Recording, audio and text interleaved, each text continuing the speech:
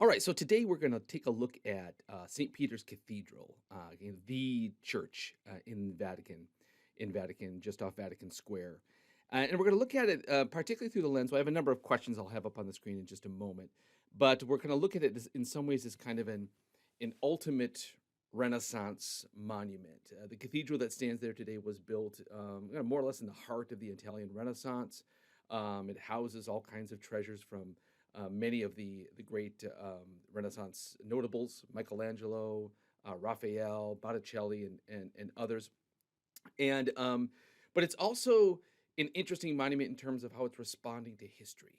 It is not the first church. It's not the first St. Peter's Church to be built on that location. And there's a really interesting story, kind of going back to kind of the first St. Peter's and why it was built there and how it kind of so the we're going to look at how the St. Peter's Cathedral as it stands today is also a link to this more or less kind of ancient past, going back hundreds and hundreds of years, but also kind of marking kind of a continuity from the ancient past to the present day. So some questions that we're going to consider in this brief lecture here. So how is St. Peter's a Renaissance monument? How is it kind of encapsulating certainly the spirit of the day? I mean, are there kind of humanist elements in St. Peter's Cathedral, even though it's strictly a religious Catholic monument? What is distinct about its art and architecture? What artists designed it and decorated it? Why is St. Peter's and the Vatican as a whole located where it is? And this is kind of the what I think is a really kind of fascinating historical story. And how does St. Peter's reflect the importance of sacred relics in the Catholic tradition? So these aren't certainly the only questions we'll be dealing with, but again, using the cathedral as kind of as a lens through which to view all kinds of manner of aspects from this era: Renaissance culture, Renaissance art, ancient history, cultural traditions, sacred traditions, and the like. All right, so just some details here. The cathedral that stands there today, that you see in the backslide, was begun by Pope Julius II in 1506.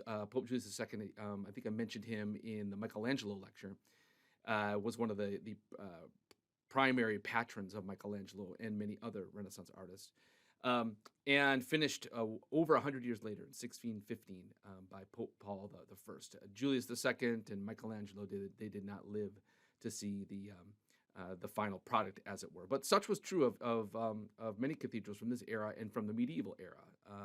The people who laid the cornerstones knew that they would almost certainly not live to see the finished church.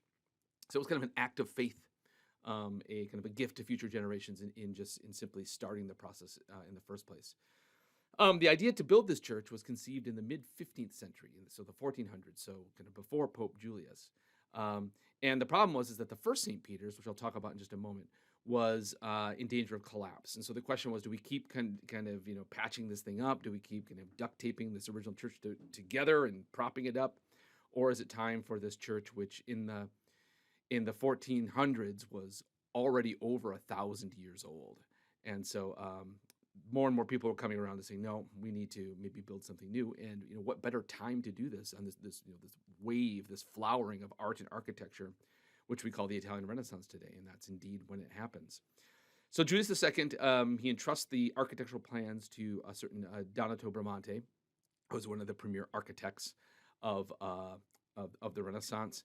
But a lot of other artists get involved here. Raphael and Michelangelo, we think of them as sculptors and painters. But in terms of that notion of the Renaissance man, people who can do it all, they were also very interested and very adept at designing buildings as well. Michelangelo himself kind of left his print on the dome, which you can see in the background there. Although the finished dome was completed after his death, he didn't get to see his designs realized. But that's one of the many ways that the great artist Michelangelo has left his fingerprints on this extraordinary church. And so today, of course, it's the premier house of worship for the Catholic Church worldwide. It is the place where the Pope celebrates Mass at the high altar. But it's also much more than that. It's a museum. It houses priceless artworks. Michelangelo's Pietà has its own chapel off to the right when you enter the church. Many popes and dignitaries and holy, sacred people are buried in the grottos of the church, and it houses kind of countless relics that are deemed kind of sacred to the Catholic tradition and Christian history. We'll be talking about a number of these things along the way. So here's a drawing of what the original St. Peter's might have looked like. Again, today there's no trace of it left on the ground, but we know a bit about it. I mean, it survives in descriptions and in other kind of paintings and portraits and the like. So we have a good idea of its size and shape. It was originally built or commissioned by the Emperor Constantine, who I've mentioned at the beginning of this course. So Constantine was one of the late Roman emperors, and perhaps the last Roman emperor, which under whom kind of you had a kind of a unified empire of a sort. But one of the things he's most noted for is that he was a convert to Christianity, and he saw this vision, and before the Battle of the Milvian Bridge, and he took it seriously, and he said, "I'll dedicate my life to this Christian God if I win the victory in this battle." He does, and although there's some question about to what degree was Constantine himself an actual believing Christian, we know that he wasn't baptized until he was on his deathbed. One of the reasons for that is the explanation is that Constantine knew that as an emperor, he was going to have a lot of blood on his hands just by the nature of the dirty business of ruling and protecting and defending and conquering. And so he waits for the kind of the cleansing rite of baptism until he's about ready to go. But we don't really know. But one of the things that he did was he commissioned this first church. And the reason he built St. Peter's in the place that he did, here's an aerial map of Rome. Here's the Vatican. So here's kind of the heart of Rome as it looks today. You have the Tiber River kind of slithering through the city. Here's the ancient Roman Forum down here, the Palatine Hill where the Roman emperors would live. This is the remnants of the great Circus Maximus, this massive horse racing track here. And then you can see the very famous Colosseum. But over across the river on the edge of the western edge of the city of Rome today is the Vatican. And this is where Constantine decides to build this first St. Peter's church. Well, why there? And here too you can see there's the dome of St. Peter's, and you can see the famous Vatican Square, which you can see is not really a square, it's more of an oval. You have these arms kind of reaching out from the church to embrace the faithful as they enter the plaza going towards the church. But the reason that Constantine built the church here, and the reason it's called St. Peter's, is because it is purported to be buried over the grave of Peter, the disciple, the noted disciple of Jesus, apostle of Jesus. And according to the tradition, and as a historian, I would say it's a fairly secure tradition, is that he was martyred during the persecution under the Emperor Nero in the 60s AD. And so the tradition says that Peter, after the death and the resurrection of Jesus, he comes to Rome as an apostle to seed, to spread this growing Christian church in Rome. When Nero comes along, Nero is famous in history as kind of a very unstable emperor. He comes to the throne quite young. He has an overbearing mother that he actually has murdered, so he can take the throne earlier. And we don't have time to go into all the kind of the crazy stuff about Nero. But one of the things that happens during Nero's reign is that the city of Rome undergoes a massive fire in July of, I'm going to get the date wrong, I think like 63, 64 AD. The vast majority of Rome burns down in this massive fire over a couple of days. And one of the things that Nero starts to do, very controversial, is that he starts to clear the rubble of the fire, and he starts to build this massive house for himself. And this is he connected his palace here, which is on this hill down here, and he kind of built it across this valley. The Colosseum wasn't there yet. Where the Colosseum is today, he actually installed a private lake and imported exotic animals from all over the world, that he could have his own private zoo here. So extended his house from here across this valley and closed his own private lake, and then over to this hill over here, to the point where this house that he built for himself, which he called the Domus Aurea, Golden House, it from end to end stretched about 1.5 miles. And you can imagine, for a city that just went through a massive fire that destroyed a huge bulk of many of the buildings, and so many people were homeless and lost everything, how that would have gone over. And so rumblings started to spread that Nero actually set the fire on purpose. And he did this because he wanted to kind of clear out a lot of this cluttered area so he could just bulldoze it and build this giant house for himself. Nero is purported to have said that when the house is finished, he said, At last, I've finally begun to live like a human being. And you can imagine what an immense insult that would have been to the many people who were had lost everything in this fire. And so Nero starts to get worried when more and more rumblings and saying, he did it on purpose. He set the fire. And there's this famous legend that Nero sat on top of his roof and watched the city burn, and he was playing his lyre. Maybe you've even heard that phrase that Nero fiddled while Rome burned. Well, they didn't have fiddles then, but there was a story that he was plucking his lyre, and he set the city on fire because he wanted to be inspired to compose a poem about the destruction of Troy. And the only way he could do it was burn his own city down and sing this song as he watched it burn. Almost assuredly not true, as the best evidence is that Nero wasn't even in town when the fire went on. Doesn't mean that he didn't have something to do with it, but Nero gets very nervous. And so he does what many people do in that situation. He shifts the blame. And so what he did is he pointed to this small Christian cult that was in the city. That was considered by Roman standards weird. They believed in one God. The Romans believed in many gods. They were kind of had these strange rites, and they believed in this God man who died and came back to life. So the early Christians were probably, they weren't, the Romans weren't going after them, but they thought, oh yeah, those weirdos. They were kind of living on the fringes of society at this point. When Nero saw in that a very easy target, these people don't like him anyway. So he started to spread this rumor that Christians set the fire. And he used this as a pretext to kind of round up Christians and to persecute them and to execute them, murder them. And over here where the Vatican is where Nero had a circus. By that I mean a stadium along the lines, a smaller version of kind of the Circus Maximus down here.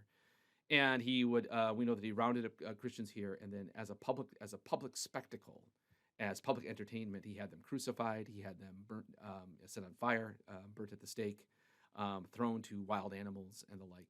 And it's called the first major great persecution. And it's thought that Peter and also the Apostle Paul were kind of swept up in this persecution. And the tradition goes is that Peter was crucified as part of one of these public spectacles, kind of either in or near where Nero had his stadium up here. And then when he died, his body was taken off his cross and just buried in a pauper's grave right in this area. And that tomb came to be as Christianity continued to spread. The persecution did not snuff out Christianity. If anything, it kind of fed the flames of it.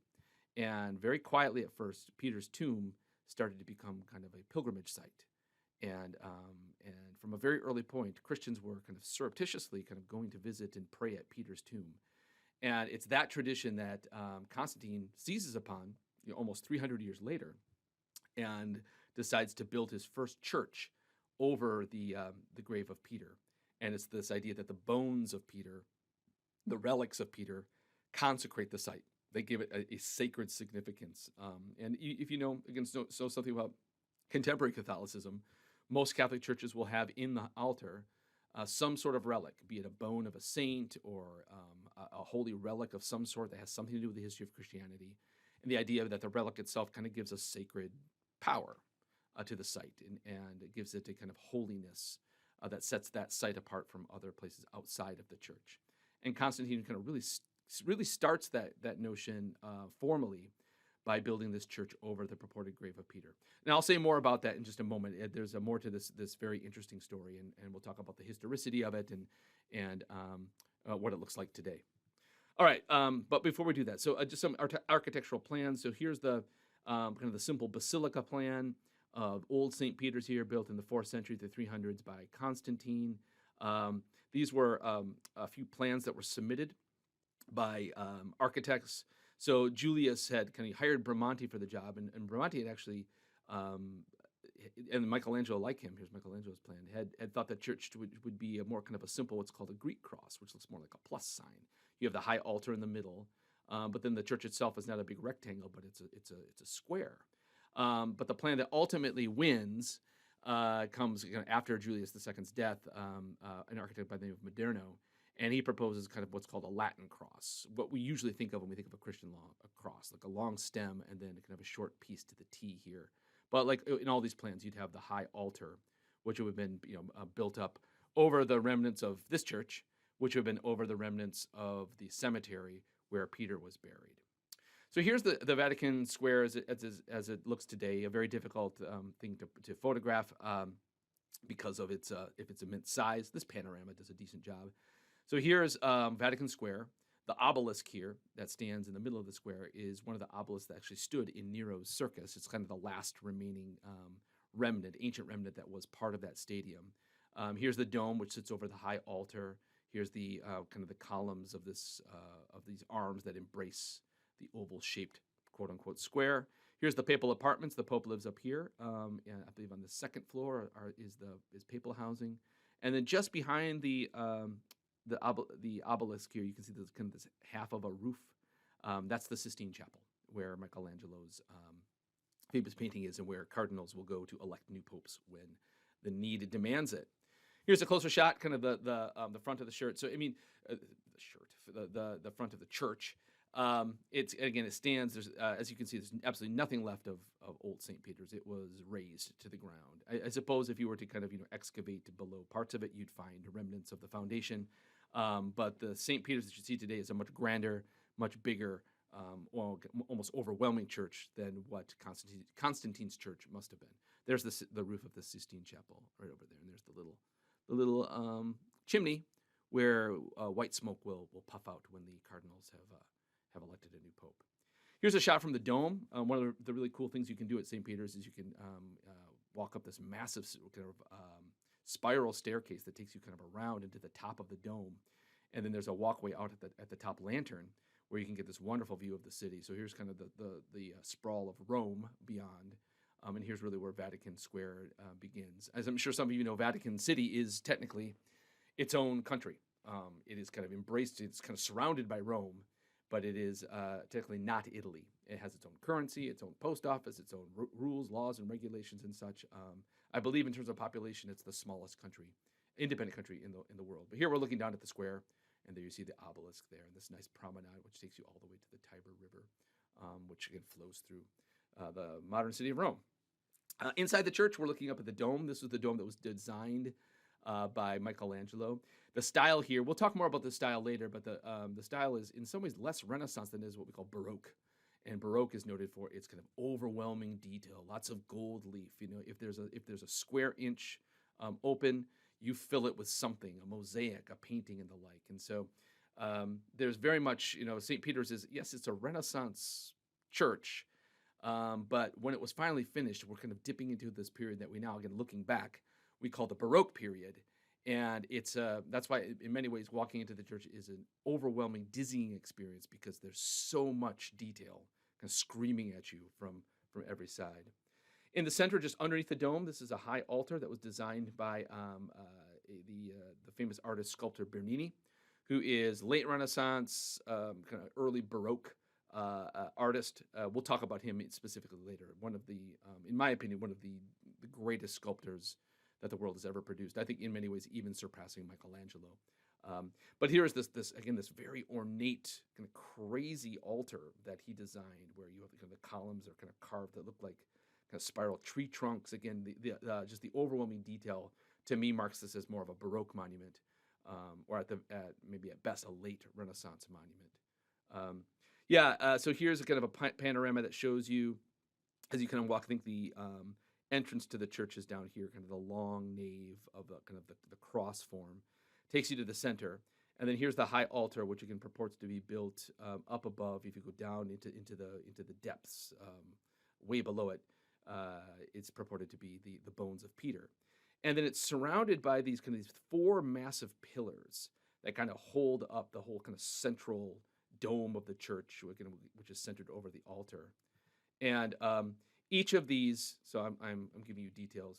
So each of these, here's one kind of large kind of column, 2, 3, 4. You notice that in each of them, there's a statue of someone, and each of them are kind of standing on top of a little podium or a box. And it's said to be that in each of these boxes is some kind of holy relic having to do with the history or the kind of the quasi-history of the Catholic Church. And there's lots of questions about these. We know that, you know, in the medieval era, fake relics was a massive business, and so, you know, people will argue about, you know, the authenticity of these kinds of things. I mean, it all, you know, it's all kind of wrapped up in the question of, you know, are the bones down there actually the bones of Saint Peter? So here's uh, Sancta Helena Augusta. This is a statue of Constantine's mother, who is Constantine sent to the Holy Land, to Palestine, to Israel, to find relics associated with a Christian church. And she found, again, lots of places. She claimed to have found the birthplace of Jesus, the tomb where Jesus' body was buried, the site of the crucifixion. And she came back to Constantine, her son, with lots of these relics. And I believe what's purported to be in this box are some pieces of what Helena claimed were pieces of the cross that Jesus was crucified on. Here is St. Andrew, who was said to have been martyred. So Andrew was one of the disciples of Jesus, and he is said to have been crucified on an X-shaped cross here. And so it kind of carries the symbol of his own martyrdom with him. And I believe maybe his skull is in here, or you know, parts of his earthly body are buried in the relic trove here. We also have this is Longinus, who is again, this is kind of more apocryphal than anything. Some of you may know in Jesus's after he's crucified and his body dead is hanging on the cross. The Gospels tell us that a Roman soldier kind of pierced his side with a spear, and blood and water flows out of it. He's never named in the Christian Gospels, but Catholic tradition says that his name was Longinus, and the spear that he used to pierce Jesus' side, at least parts of it, are in this box as well. I know there's other museums and places that claim to have the spear of Longinus, and it becomes associated with this other really kind of fascinating myth of the spear of destiny. That is, whoever can hold or wield the spear of Longinus or possess it, then fate will kind of be sure to kind of turn you into a great leader, conqueror.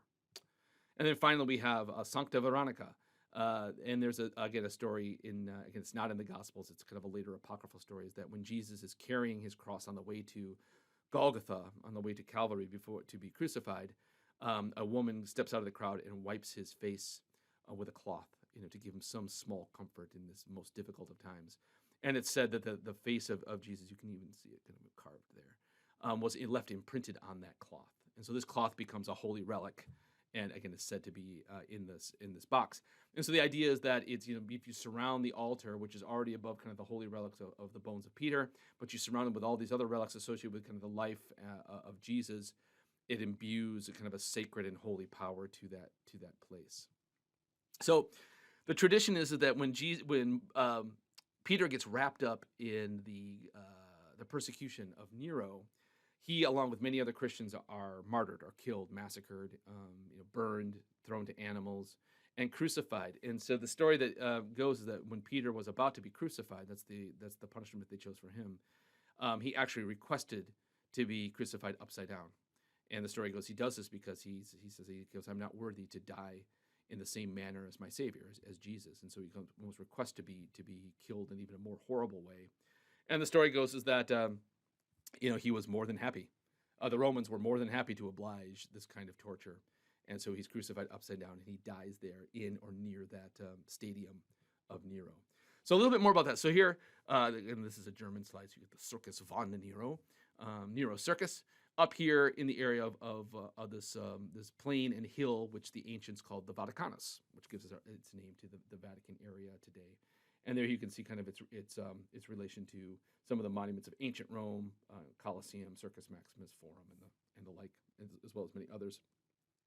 Now here's an overlay which kind of shows you, as archaeologists have kind of determined, if we were to kind of compare the outline of Nero's circus, that's the kind of the green here, and then the brown is Constantine's first church, the first St. Peter's, and the gray behind it, and the square out here is the current St. Peter's. And so if the circus kind of fell along these lines, it's thought again that Peter was probably, you know, crucified as part of a mass spectacle in this stadium.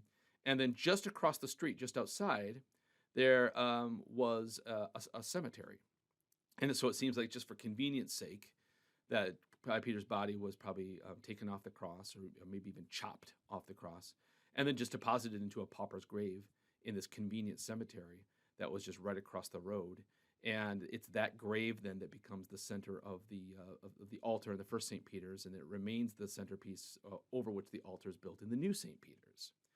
Here's an artist drawing of what it may have looked like.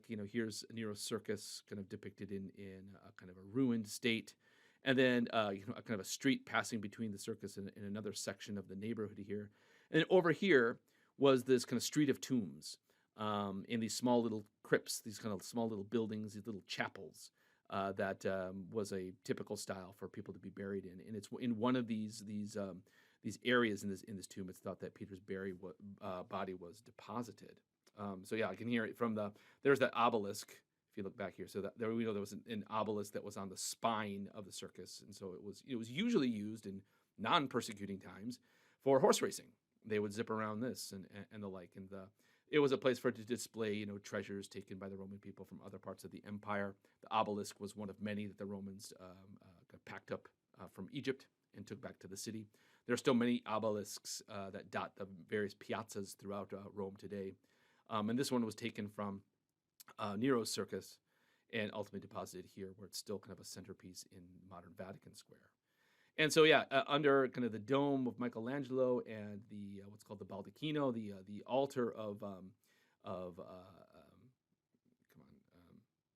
Bernini, it's kind of below. Down here would be the remnants of that cemetery.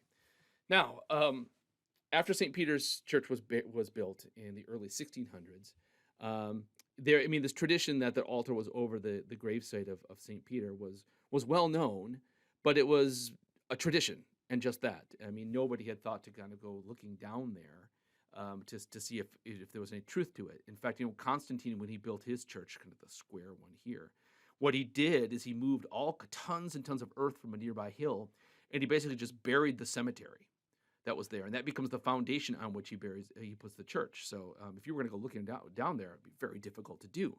And then he aligns his center altar over the grave of Peter, and then add to that the new church, or which is now 400 plus years old, new.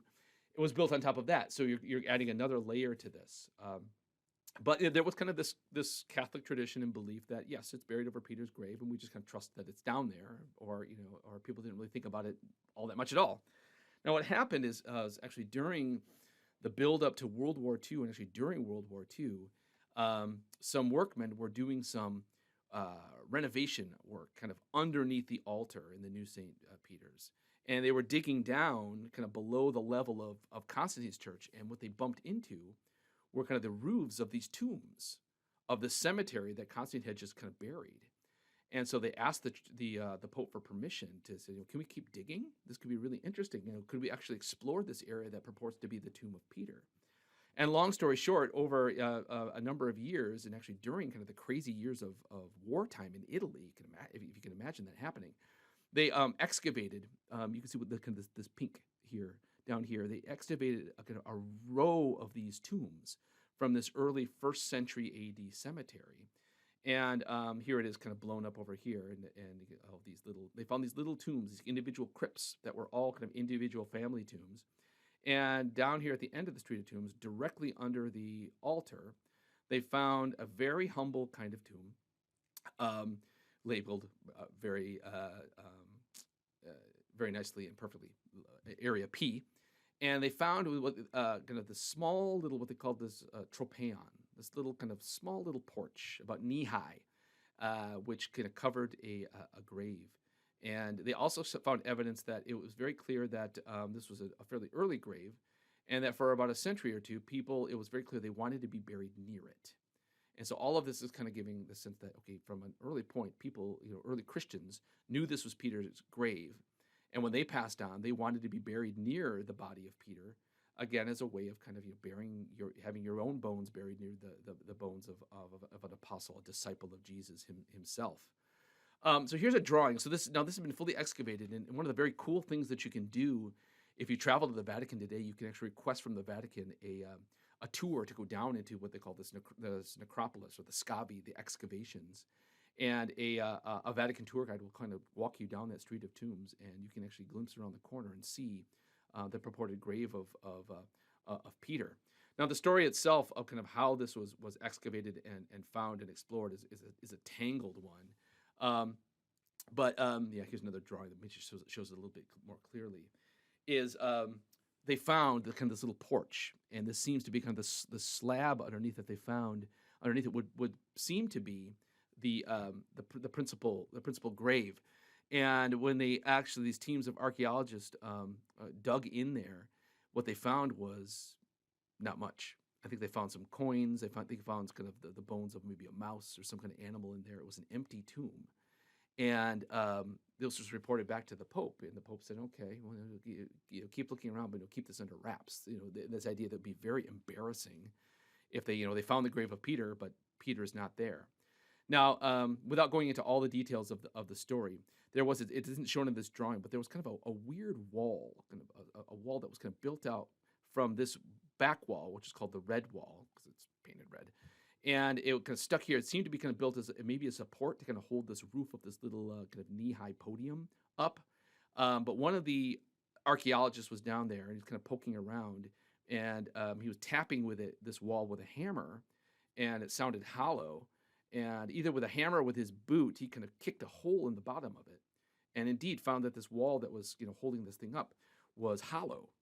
And he reached in there, and he grabbed what was in there, and he found kind of a set of bones, kind of an incomplete skeleton, and it was wrapped in some kind of purple cloth, and found some other things there. And he took it out and he put it in a box, and all these bones and these artifacts that he found inside this hollow wall, put it in a box and shoved it in his office. And then he died without really telling anybody where this stuff was and where he had left it.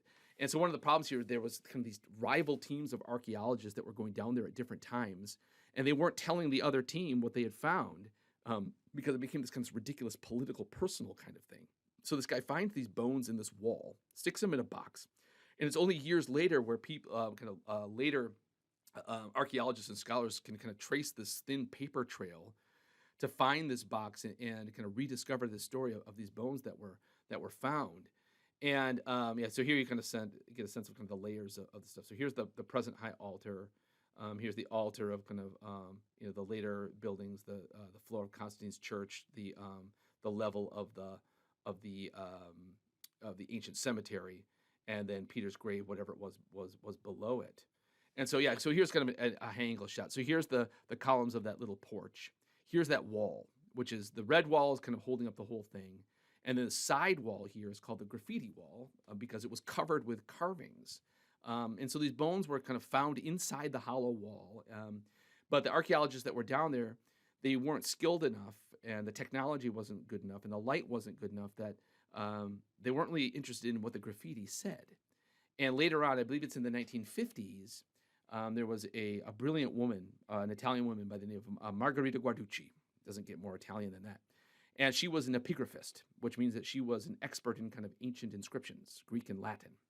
And so she went down there, and she's the one who really was instrumental in kind of retracing the steps of the story of these bones, and finds them in this box, and kind of says and rediscovers that they were taken out of this hollow wall, and that explains the big hole in the bottom of the wall. And so she started to go down there, and she was very interested in the graffiti. And what she found on the graffiti were all kinds of scratched prayers that were inscribed there by early Christians who would come to this grave to pray. As kind of a sacred, holy site. And a lot of it was a lot of kind of early Christian symbols and lots of prayers, things, Peter, pray for us, Petros, ora pro nobis. And then she found this one fragmentary inscription in Greek, which she found very intriguing, which recreated as Petros eni. Peter's here in the wall, not in the tomb. So this was on that. So she found this graffiti, this broken piece of this graffiti from this wall, not what looks to be the original grave. And so she took this as a clue that, putting all these pieces together, could the bones that were found inside the wall actually be the bones of Peter? And they were moved at some point from the original grave and hidden inside the graffiti wall. And so again, here's some pictures of the graffiti wall itself. So there's the key row, a combination of the first two letters of Christ's name, Christos in Greek. There's the key, looks like an X to us, and the row, which looks like a P, and then just covered in and all kinds of other graffitis. It's this is the best photograph I could find of it. You know, when I've gone on that tour down there a number of times, and it always blows my mind. But you're not allowed to photograph things down there, and so I'm reliant on kind of official photographs, which aren't always the best. But here's the graffiti wall, and here's the hole that earlier archaeologists kind of broke open and took these bones out. And today, again, I apologize, a lousy photograph. This is what it looks like today, is the graffiti wall, and then inside the hole, they've placed these boxes, these lucite boxes, which every time I've gone there, they have said with kind of great pride that these were boxes designed by NASA. And they keep the kind of the individual bones, which purport to be the bones of Peter, in these boxes. And, so are they the bones of Peter? Well, a Vatican study was done. And a lot of people are often skeptical when the Vatican does its own in-house studies, kind of the cynical sense is that, they're going to find what they want to find. But my sense is this was fairly well done and fairly open. And what they found, it was an incomplete skeleton. And so I believe kind of the head was missing and the feet were missing, which people would say, well, if they chopped him, if he was hanging upside down on a cross and they chopped him off at the ankles to get the body off and left the feet on the cross, that would kind of make sense, possibly. But the bones were shown to be that of a kind of a large man who died in seems like between the ages of 60 and 70. And there's also other reasons, scientific reasons, to believe that this was a man of Middle Eastern descent. And so all of those small clues point to this being possibly the actual bones of Peter. In fact, the provenance of the grave and the cemetery and the story of his execution is, while it's filled with kind of extra stuff and kind of mythology. I think there's enough dots that be connected that personally I'm fairly convinced that the bones that you see in these boxes here are actually the bones of the disciple Peter, the Apostle Peter, one of Jesus's kind of primary disciples and one of the primary figures in spreading the Christian gospel throughout the Mediterranean. And so that's why Constantine builds his church there. And that's why St. Peter's is where it is today. And that's why the Vatican is where it is today. It all kind of starts with this story of this early persecution and this martyrdom of this one of the most prominent disciples of Jesus. And all of this other stuff follows. So kind of without that detail, whether you kind of believe these are the bones of Peter or not, but whatever this is, without this detail, St. Peter's, as we understand it today, as not only a kind of a gravesite, not only as an altar, but as a storehouse for these priceless treasures from the Italian Renaissance, would not exist. All right, that's all I got for you. Hope you enjoyed that, and I will talk at you soon.